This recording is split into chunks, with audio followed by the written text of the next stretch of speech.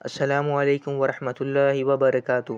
جیسا کہ ویڈیو کے ٹائٹل میں آپ نے پڑھا، ہماری آج کی اس ویڈیو اسلام کے ایک عظیم حکمران، ترکی کے ایک بہت عظیم جانی مانی ہستی یعنی حضرت عثمان غازی پہ ہسٹری پہ بیسڈ ہوگی۔ So without wasting any time ہمارے اس ویڈیو کو لائک کریں اور چینل کو سبسکرائب کریں تاکہ ہمارے چینل کے ساری اپڈیٹس آپ کے نوٹیفیکیشنز پر پہنچے۔ حضرت عثمان غازی رحمہ اللہ، جو کہ اسلام کے ایک بہت بڑی امپائر جس نے 600 سے زائد سالوں تک راج کیا ہو، جسے اوٹومان امپائر کہا جاتا ہے، اس کے فاؤنڈر اور بانی ہیں۔ آپ کا نام عثمان ابن ارطغرل ہے اور آپ کی پیدائش سن 1258 یعنی کہ 1258 عیسوی میں ہوئی تھی۔ آپ ترکی دیش کے شہر سوگت میں پیدا ہوئے تھے۔ آپ کے خاندان کی بات کی جائے تو آپ کے والد ترکی کے ایک بہت بڑے قبیلے جسے کائی قبیلہ کہا جاتا ہے اس کے سردار تھے۔ ان کا نام ارطغرل غازی تھا اور وہ ایک طاقتور، نڈر اور جانباز مجاہد تھے۔ اور آپ کے قبیلے جو کہ کائی قبیلہ تھا، اس کی سرحد جو ہے وہ سینٹرل ایشیا سے اناطولیہ تک پہنچ چکی تھی 11ویں سینچری میں۔ حضرت ارطغرل اور ان کے قبیلے والوں نے سلجوق کے سلطان کا بہت کچھ جنگوں میں ساتھ دیا تھا اور ان کی کافی مدد کی تھی، جس کے لیے سلجوق کے سلطان نے حضرت ارطغرل کو کچھ علاقے انعام کے طور پہ دیے تھے۔ حضرت عثمان کی والدہ کے بارے میں بات کی جائے، ان کا نام حلیمہ سلطان تھا اور وہ خود سلجوق کی شہزادی تھی۔ عثمان غازی بچپن سے ہی بہت نڈر تھے، ان کو بچپن سے ہی جنگوں میں جانے کا اور لڑائی کرنے کا بہت شوق تھا۔ ان کی سب سے بڑی خواہش یہ تھی کہ وہ میدان جنگ میں شہادت کا درجہ پائیں۔ سن 1280 میں آپ کے والد ارطغرل غازی کا انتقال ہوتا ہے اور حضرت عثمان غازی کو کائی قبیلے کا سردار بنا دیا جاتا ہے اور وہ اپنے والد کے جانشین بن کر کائی قبیلے کو کئی سرحدوں تک بڑھا دیتے ہیں۔ پھر ایک وقت آتا ہے، سلجوق امپائر جو کہ اناطولیہ میں رول کر رہا تھا، ان کے اکثر وقت جنگوں میں جایا کرتے تھے۔ ان کے اکثر منگولوں سے جنگ ہوا کرتی تھی۔ سلجوق اور ترک دونوں مل کر منگول سے لڑائی کیا کرتے تھے۔ بالآخر منگولوں کے کنٹینیوسلی سلجوق امپائر پر حملہ کرنے کے کارن سلجوق امپائر کافی کمزور پڑ گیا اور آخری سانسیں لینے لگا۔ اناطولیہ میں جب سلجوقوں کی طاقت کم ہونے لگی تو ترکوں کے کچھ اصول وہاں پر ہی رائز ہونے لگے، وہ بڑھنے لگے اور اس جگہ کو اپنے کنٹرول میں لے لیا ترکوں نے۔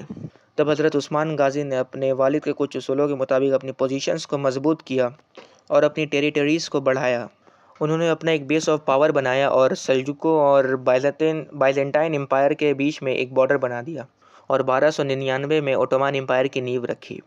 جب بائزنطینیوں نے یہ دیکھا کہ مسلمان مضبوط ہو رہے تو ان کے اور مسلمانوں کے درمیان کافی سارے جنگیں ہوئیں۔ عثمان غازی اور ان کے سپاہی کافی مضبوط اور کافی بہادر واریئرز تھے۔ وہ جنگ میں اس نیت سے لڑتے تھے کہ انہیں جام شہادت نصیب ہو اور ہر جنگ میں وہ فتح یاب ہوتے تھے۔ کافی بہادروں عثمان غازی کے ساتھ جنگ کیا کرتے تھے اور بائزنطینیوں کے کئی علاقے انہوں نے کانکر بھی کیے۔ 1302 عیسوی میں ایک جنگ ہوئی تھی جسے بیٹل آف بیفیس کہا جاتا ہے، جس میں بائزنطینیوں کو کافی بری طرح شکست ہوئی تھی اور عثمانیوں کو ایک کافی بڑی جیت ملی تھی، جس سے عثمانیوں کو اور مضبوط ہونے کا جذبہ ملا اور عثمانیوں کو ایک بہت بڑی عزت بھی ملی۔ اور اس فتح نے حضرت عثمان غازی کو اور بھی سارے ایریاز کانکر کرنے کی طاقت دی اور ہمت بھی۔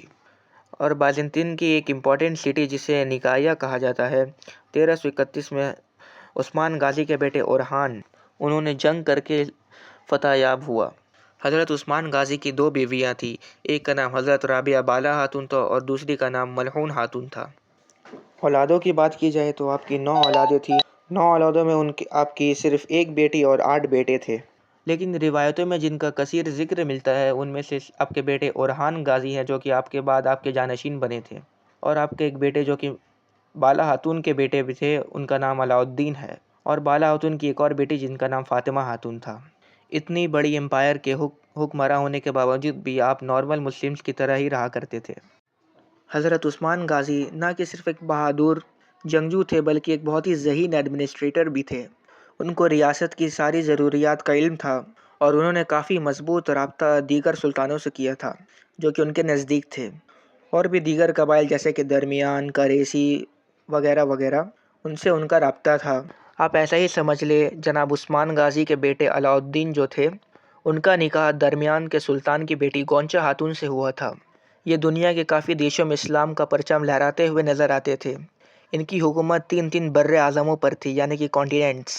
جناب عثمان غازی نے بہت اچھی حکومت اور ایک بہت اچھا سسٹم قائم کیا تھا، جس میں وہ اپنے سپاہیوں کو ان کی جانثاری اور بہادری کے بدلے انعام میں کئی زمین دیتے تھے۔ اسلام کی تاریخ میں جناب عثمان غازی ایک بہت ہی طاقتور مجاہد مانے جاتے ہیں۔ اسی طرح جو ان کا حکومت تھا، جو ان کی امپائر تھی، عثمان امپائر، اس نے 600 سالوں تک راج کیا ہے۔ سن 1326 میں جناب عثمان غازی کا انتقال ہوتا ہے اور ان کے بعد ان کے بیٹے اورحان غازی کو سلطان بنا دیا جاتا ہے اور یہ سلسلہ چلتا رہتا ہے۔ انہی کے نسل میں ایک بہت ہی مشہور مجاہدین کا نام سلطان محمود فاتح ہے، جنہوں نے قسطنطنیہ یعنی کہ استنبول، جس سے قسطنطنوپل بھی کہا جاتا ہے، اسے فتح کیا تھا، اور وہ بھی صرف 21 سال کی عمر میں۔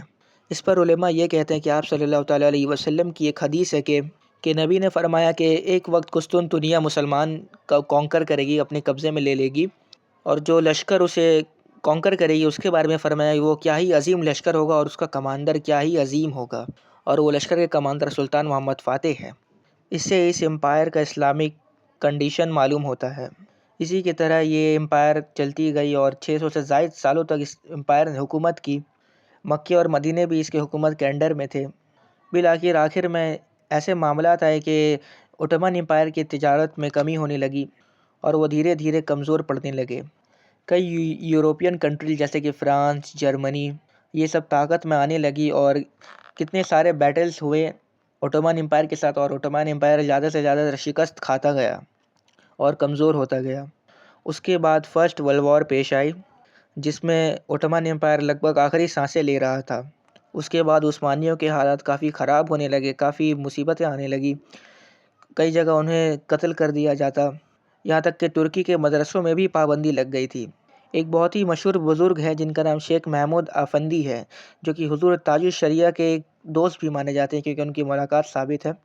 انہوں نے فرمایا ہے کہ ایسا دور تھا ترکی میں کہ ہم جب پڑھاتے تھے کسی کو تو پڑھانے پر بھی پابندی تھی، ہمارے پاس لکھنے کو قلم کاغذ تک نہیں تھا، ہم کھیت میں بچالی وغیرہ اٹھا کر ایک الف کا نقشہ، با کا نقشہ ایسا سب بنا کر بچوں کو پڑھایا کرتے تھے۔ اتنے ستم کے بعد پھر ایک اور مسئلہ پیش آ جاتا ہے سعودی میں۔ عرب میں ایک شخص آتا ہے جسے لارنس آف عربیہ کہتے ہیں، اس کا نام تھامس لارنس تھا۔ وہ بہت اچھا سے عربی زبان سیکھتا ہے اور عرب کے کچھ حکمرانوں سے دوستی کرتا ہے جو کہ وہابی حکمران تھے، اور انہیں مینیپولیٹ کرتا ہے کہ تم ان ترکیوں کو اپنے یہاں پر پناہ کیوں دیے ہوئے رکھے ہو، انہیں اپنی جگہ سے نکال پھینکو، یہ تمہارے نزدیک تو بدعتی ہے، یہ ہے فلانا دھمکانا۔ اور وہاں کے جو شریف حسین علی تھے، جو کہ ایک وہابیوں کے ایک لیڈر مانے جاتے ہیں اس وقت کے، انہوں نے ترکیوں کو کہا کہ تم اپنا سامان وامان پیک کرو اور یہاں سے نکل جاؤ، تمہارے عرب میں کوئی جگہ نہیں ہے۔ اس وقت بھی عرب اور مکہ اور مدینہ میں ترکیوں کی کچھ تعداد زیادہ تھی، تو ترکیوں نے ان سے کہا کہ ہم یہاں سے چلے جاتے ہیں لیکن ایک شرط پر، تم جتنے تبرکات ہیں، جتنے بھی صحابہ کی تلواریں وغیرہ، موئے مبارک، وہ سب ہم یہاں سے لے کر جائیں گے۔ تو وہابیوں نے کہا کہ ہاں یہاں سے لے جاؤ، یہاں سے سب لے جاؤ، کیونکہ انہیں اس بات کا علم تھا کہ یہ وہابی اتنے بد مذہب ہے، اتنے گرے ہوئے ہیں، یہ خود ترکیوں سے کتنی بار انہوں نے جنگ بھی کی ہے، کئی بار انہوں نے عثمانیوں کو قتل بھی کیا، یہ وہابیوں نے، یہ سعودیوں نے، اور انہیں اس بات کا علم تھا کہ جب یہ یہاں سے چلے جائیں گے تو یہ سارے تبرکات جلا نہ دے۔ اور اسی طرح عرب سے بھی انہیں ہٹا دیا جاتا ہے اور عثمان امپائر سن 1922 میں ختم ہوتا ہے۔ جناب عثمان غازی کے دور میں ان کا جو سب سے مقدم اسٹیٹ تھا، جو سب سے زیادہ عظیم شہر تھا جہاں پر وہ رہا کرتے تھے، اسے برسا کہا جاتا ہے۔ آج بھی ترکی میں وہ شہر موجود ہے اور وہاں پر ہی ان کے سارے خاندان کی قبریں ہیں، لوگ آج بھی جاتے ہیں، زیارت کرتے ہیں اور ان کے وسیلے سے دعا کرتے ہیں۔ ان کی ساری ہسٹری بھی وہاں پر لکھی ہوئی ہے۔ اسلام کے تاریخ میں عثمان امپائر سب سے زیادہ دیر تک حکومت کرنے والا اسلامک امپائر ہے۔ اللہ عثمان غازی پر رحم فرمائے اور ان کے وسیلے سے ہمیں بھی مجاہد بننے کا جذبہ عنایت ہو۔